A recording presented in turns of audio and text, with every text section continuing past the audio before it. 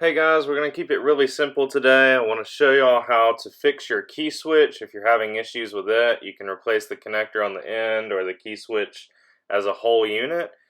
Second, I want to talk about isolated DC-DC converters and why it's so important to make sure that the one that you're getting is isolated. And lastly, we're going to talk about the lights on the cart.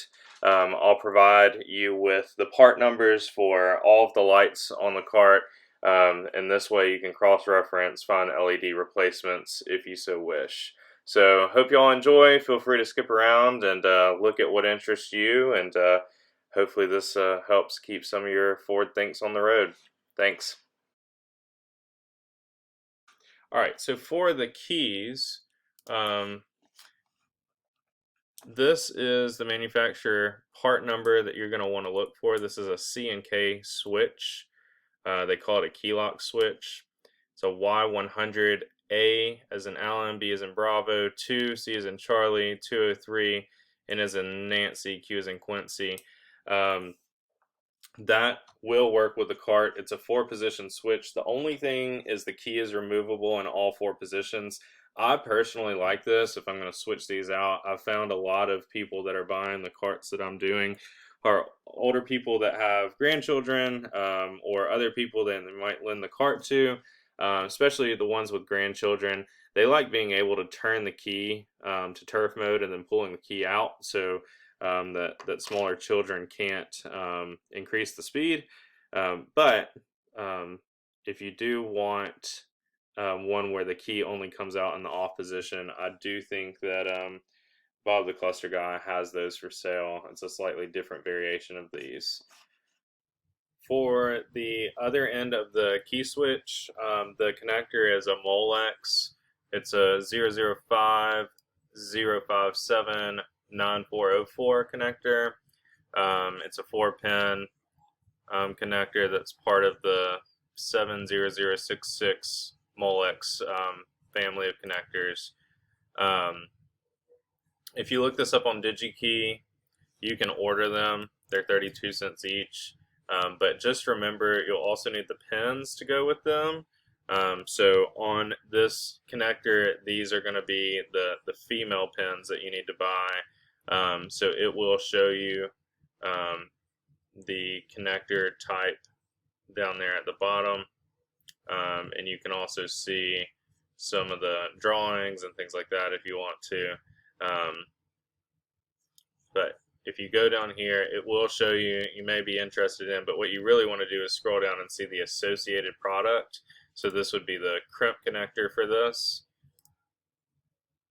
And you put your wire here in the back, obviously. And crimp this down. I would solder these, but for some of those, some of you that are having loose connections with your key switch going into your cluster, this might be a good option to get you some a new connector and some new terminals, and actually cut off the end of your connector and put a new one on. Just a easy suggestion.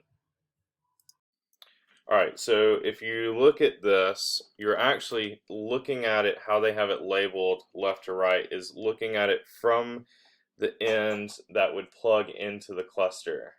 So you're not looking at the back of the connector, you're looking at the front of the connector. So 12 volt power, ironically, is black.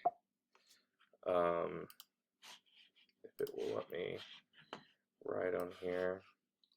So this is black, and let's see if it will let me make this a little smaller. And then 2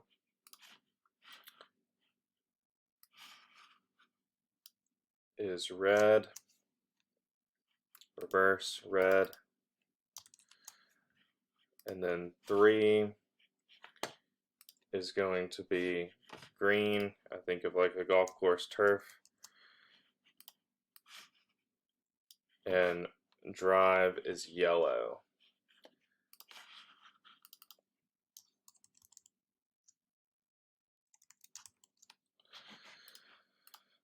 So that's how this pinout works, and that's what I'm talking about in the next portion of this video.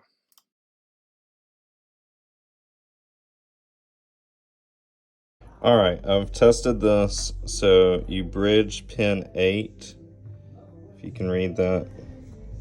So pin 8 and pin 3, and then power goes to 8 and 3, and then reverse is pin 1, turf is 2, and drive is 4.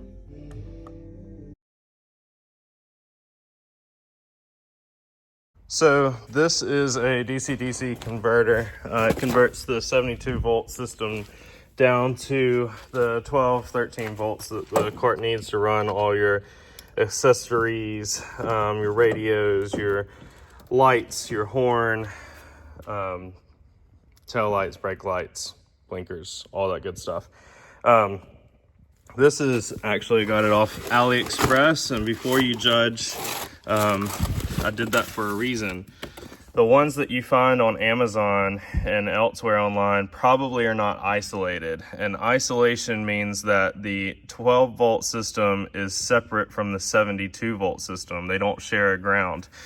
And that is very, very important. On these carts, you'll see all this orange, and that denotes high voltage. In the US, anything over about 50 volts DC is considered high voltage. The reason you want them to be isolated is 72 volts can actually shock you, or worse. And I know that probably sounds crazy for something that's as harmless as a little cart.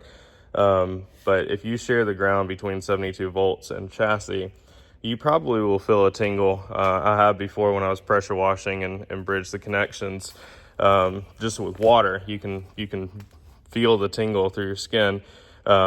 But you know, if you actually have those grounds directly connected, it could be way worse. So I would highly advise you to get an isolated converter.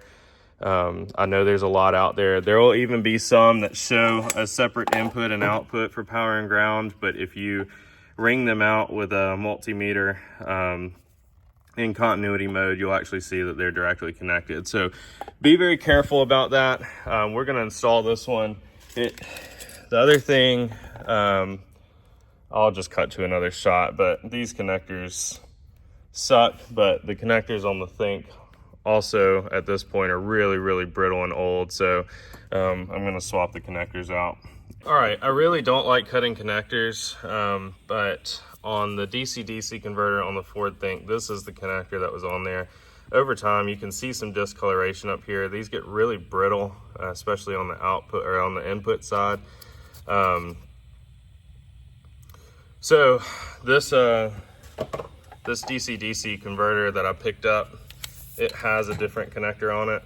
So your options are, you can either buy the Molex connector to convert to what the Think has, like this, the female side, or you can use the connector in the box that came with the new DC-DC converter, and that's what I'm going to do. However, if you don't want to modify your cart, here's the Molex way of doing this. It's part of the MiniFit Senior series. You're going to look for the 4-pin connector, and here is the part number, the manufacturer part number, and then I also use DigiKey, but this is basically what the female side looks like. And so you're going to want one of these, but then you're also going to want, not you may be interested in, but and the mating product would be the other side of the connector, the side that actually matches what's on the cart. So if you need that, that would be the mating product. But you actually want the associated product. So this is going to be the pins that you need. And so you can see these are 14 to 16 gauge, and then there's some 8 gauge ones, 10 to 12 gauge. That's probably a good middle ground. And you see they have them in silver and tin. You should be fine for the amount of current that you're doing to get them in silver. So basically, you're going to want this part. You can search it, get it on DigiKey, and get it somewhere else. And then you're going to want your associated um, pins. And so these, you're going to want 4 of these. I would probably get extra, as you might mess up a crimp. So 1 connector and 4 pins will get you what you need without having to modify the cart side. And now you can watch me really quickly solder.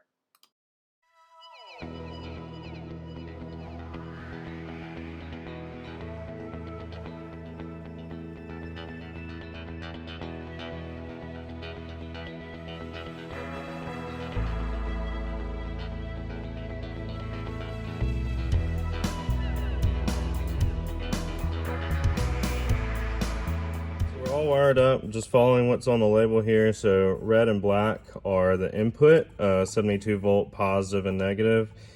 Green is a controller if you have like a switch or something that you want to add to this, but on the Ford Thinks, the DC-DC is always on, so green actually is also going to go to 72 volt positive, and then the output, yellow is positive, blue is negative. So if I just go through this very quickly, so we have our yellow and orange coming in, so this is straight from battery 72 volt positive.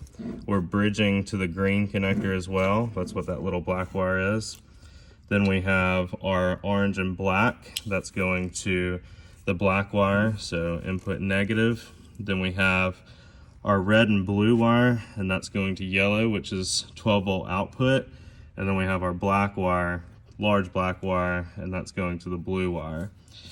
So we'll get this mounted up right here somewhere, and then we'll plug this guy in. This is the 72 volt harness connector, and it plugs in under here. The other side of it sticks through this hole. You can kind of see it, but we'll plug it into the bottom and get that mounted, and we'll be good to go. All right, so here it is installed. I used the rivet hole on this side. Unfortunately, this thing is narrower than the original. Just good practice is to have anything with wires facing down in an automotive application. You don't want water where it can sit on a connector and over time wick itself into the connector and cause problems. So it'd be okay to turn this 90 degrees in either direction, but obviously you wouldn't want the connector up. So 90 degrees in either connection would be good, but down is really considered best, and that's why you can see on Ford's connectors, they're top covered, and then water would go down and out of the connector, not into it. So anyway, this is installed. Here's our wires. I've already gone through them for you. We're gonna plug this guy down back here. If I can reach it, might need my other hand for that. Let's see if I can get y'all an angle where you might be able to see something. So this just plugs in somehow like that, and obviously we'll zip tie all this and get it looking a little bit better. But yeah, that's installed now. All right, an easy upgrade I wanted to show you all today is replacing the headlight bulbs. You'll see back here, they're H3 bulbs. You turn counterclockwise to open this thing. It is kind of difficult to do, especially if you have the dash on here. So if you're doing more of a full restoration or you have your dash taken out for some reason, that really is the best time to replace these. The H3 bulbs really don't go bad that often. However, they look a little dull and they consume a lot of power, which is not great for the DC-DC converter. Sorry, this is a pain in the ass. So it is great to swap these out. They make the cart look a little newer too, with a more crisp white light. So you get it there, and then just kind of finagle it back and forth. It should pop out. Inside of here is a spade connector. There's a black one and a white one. You're gonna need to unhook the white one. You just wiggle it back and forth. It should come out. And then these little guys, you push in and down on the top one and up on the bottom one.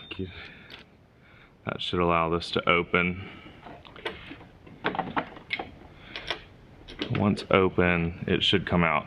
So this bulb is actually good. However, like I said, they consume a lot of power, and that yellow light just kind of makes the cart look old. So we're going to replace with an LED. You'll see that there's a slot at the top and a semicircle at the bottom, so just make sure you put it in the right way. And then these guys simply click in like that. You'll put your spade back down on the inside, and you will have to fold these connectors down a little. I'll just fold them down, and then simply put this thing right back the way that it came. So it just kind of goes on there like that, and then you twist back in place, and now you got some white headlights. It's the same thing for the turn signals. You can see it's keyed, so you have it on like this, turn, that locks it, pull it off. You can find a replacement bulb for this guy that's an LED. This bulb is a PY21. And then that just slots in here. Again, there's little indentations on the side. Line it up with the plastic where it enters, and then twist. And if you don't have your cart, the dash taken off, which it's easier to do, just be careful of these bolts or you'll knock your windshield out. You can stick your arm down in there. This one has the bubble, what I call the bubble blinkers, like this. And for those, you're simply gonna take a flathead screwdriver, and you have to pry right here. And once you do, this lid will pop off and you'll be able to change the bulb in this guy. And this one is probably the same bulb, but this is an 1156. It's stamped into the metal. 1156 Phillips 12 volt. Then this is 32 CP Brazil. So an 1156 bulb, and this is the same way. It's slotted. So you just push in and turn, and then you snap this guy back on. And I just press that in with my hand just like this, and it's snapped in. So that is front bulbs. Back bulbs, these are the same as the turn signals on that cart, the ones that are actually mounted to the frame and not to the front fascia. So those are the exact same. And then the tail lights and brake lights are a pain in the ass. So they have this little thing, and you can see there's a chamfer here, and you can stick so this is in here like this, and if I push, obviously it will push below that lip and lock into place. And you can take a screwdriver and put it in here and pop this out. However, just be careful. This plastic is really brittle. This one was already broken from where someone's done that before. The issue with these, or I believe this unit is completely sealed, which is a pain. So we're going to do some research on that, and I'll probably voice over from the computer. But this is a sealed unit, and I'm sure this company does that, so you have to buy the whole plastic housing. Yeah, that's really, really annoying. So Truck Light Co. from Jamestown, New York, and this is part number 40226 HR09 12 volts DC 2250, and this says model 40 etched in the thing up here. But you can see the ground, tail, stopping turn connections are all built into the housing, so that's really annoying. I'm sure they make an LED model of this, but it's really trying to give y'all a way to swap that over without having to change any harness things. So see if this company or another one makes an updated version of that. Yeah, I hate this thing. This is awful.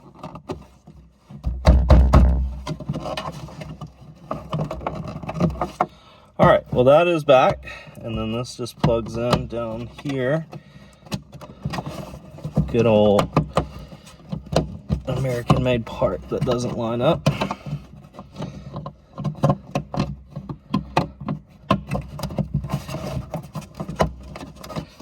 So there's that. For up here, for these bulbs, you'll unscrew the front.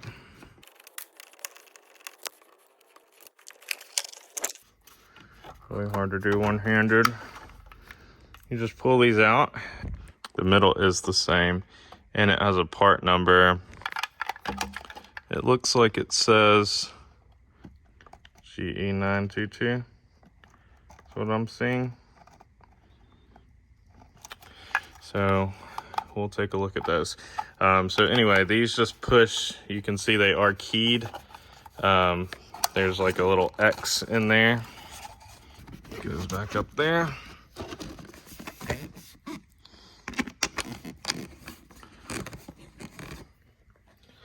And screw it back closed. So that should be all the lights on the cart except the blinker lights for the cluster, the turn signal lights on the dash. Those are directly wired into the cluster. So if you're having issues with those, you're gonna have to do some soldering. Unfortunately, that should be everything.